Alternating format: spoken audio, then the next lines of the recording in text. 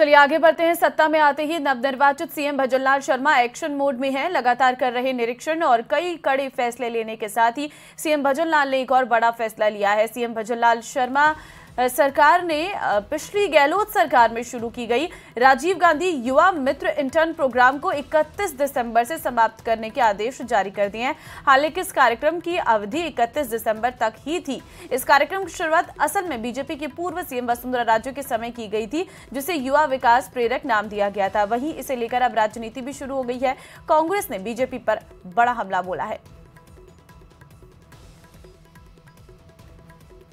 तो यह आदेश जारी कर दिया गया है।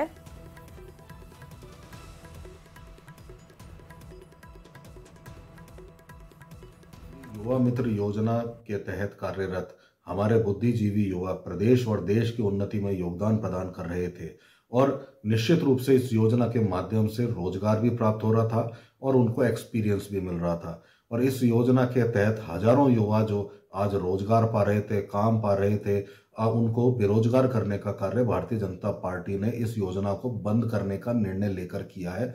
यह निश्चित रूप से न सिर्फ निंदनीय है बल्कि युवाओं के भविष्य के साथ कुठाराघात और खिलवाड़ भी है।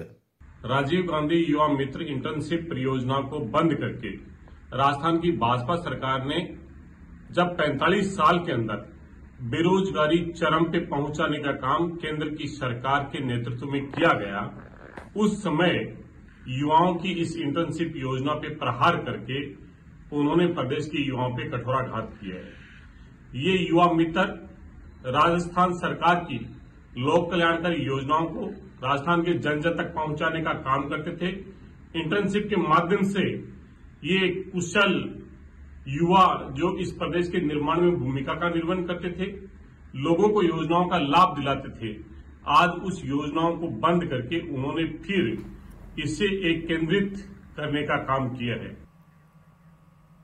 वहीं राजीव गांधी युवा इंटर्नशिप कार्यक्रम बंद होने पर पूर्व सीएम अशोक गहलोत ने नाराजगी जाहिर की है। उन्होंने सोशल मीडिया प्लेटफॉर्म एक्स पर लिखा कि राजीव गांधी युवा मित्र इंटर्नशिप कार्यक्रम में सरकार की योजनाओं को घर घर तक पहुंचाने के लिए कार्य कर रहे करीब 5000 युवाओं की सेवाएं समाप्त करना उचित नहीं है। ये युवा सरकार की योजनाओं के बारे में जागरूक हैं और सरकार की काफी मदद कर रहे हैं और नई सरकार को इस योजना के नाम से परेशानी थी तो राजीव गांधी सेवा केंद्रों की भांति नाम बदलकर अटल बिहारी वाजपेयी के नाम पर कर सकती थी।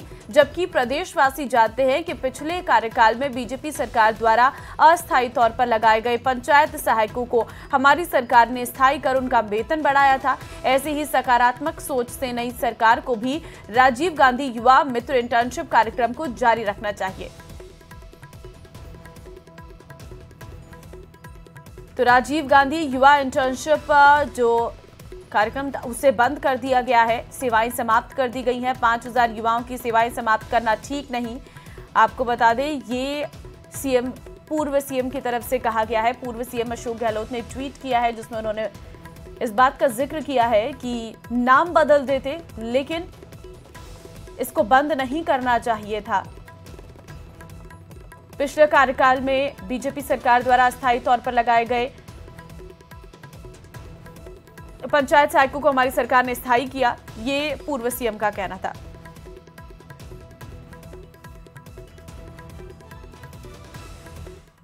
पूर्व प्रधानमंत्री अटल बिहारी वाजपेयी की जयंती के मौके पर सीएम भजनलाल शर्मा जयपुर के अजय राजपुरा में पहुंचे थे और जहां सुशासन दिवस के रूप में मनाए जा रहे अटल बिहारी वाजपेयी के जन्मदिन के मौके पर जनप्रतिनिधियों के साथ कर्मचारियों को सुशासन की शपथ दिलाई और इसके साथ ही सीएम ने एक बड़ा ऐलान भी किया।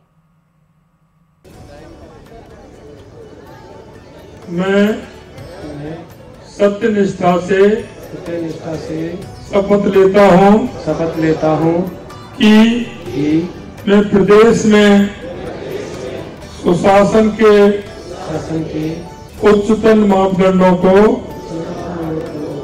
स्थापित करने के लिए सदैव संकल्पित रहूंगा। जयपुर के अजय राजपुर गांव में सीएम भजनलाल शर्मा ने जनप्रतिनिधियों के साथ ही कर्मचारियों को भी सुशासन की शपथ दिलाई। कार्यक्रम में लाभार्थियों से संवाद के दौरान सीएम ने साफ कर दिया कि पिछली सरकार की किसी भी योजना को बंद नहीं किया जाएगा, बल्कि आयुष्मान योजना के जरिए 25 लाख रुपए तक का इलाज मुफ्त किया जाएगा। अस्पतालों में दवाइयों की मात्रा बढ़ाई जाएगी। हमारी जितनी भी योजना है, सारी योजनाएं चलेंगी। हमारी आयुष्मान योजना 25 लाख तक का इलाज कराने के लिए हमने आज इसको किया है और 25 लाख रुपए तक का हम इसमें इलाज कराने का काम करेंगे। सीएम भजनलाल शर्मा ने पुरानी सरकार की सभी योजनाओं को जारी रखने का ऐलान किया, लेकिन पीसीसी महासचिव स्वर्णिम चतुर्वेदी ने क्या कुछ कहा, आइए वो भी देखते हैं। राजस्थान में प्रत्येक प्रदेशवासी को 25 लाख रुपए तक का इलाज पहले से ही निःशुल्क मिल रहा है। अब यह योजना आगे बढ़े, इस पर निर्णय तत्काल सरकार को लेना चाहिए और आदेश निकालने चाहिए। साथ ही जो पूर्व से योजनाएं हैं, कर्मचारियों के लिए ओपीएस, किसानों को 2000 यूनिट बिजली निःशुल्क, उपभोक्ताओं को 100 यूनिट बिजली निःशुल्क, इसके अलावा जो RGHS की योजना है जिसमें निःशुल्क दवा सरकारी कर्मचारियों को मिलती है, इस तरह की तमाम योजनाएं हैं। दुग्ध उत्पादकों को 5 रुपये प्रति किलो दूध उत्पादन पर जो बोनस दिया जाता है, इन सब योजनाओं को जारी रखने का निर्णय लेते हुए सरकार को आदेश पारित करना चाहिए और जनता को तुरंत अवगत कराना चाहिए। सुशासन दिवस के मौके पर सीएम ने पुरानी योजनाओं को जारी रखने का ऐलान किया। फ्री दवाई योजना में दवाइयों को बढ़ाने का भरोसा दिया।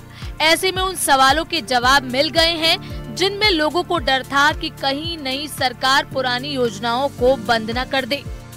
Bureau report, news 18 Rajasthan.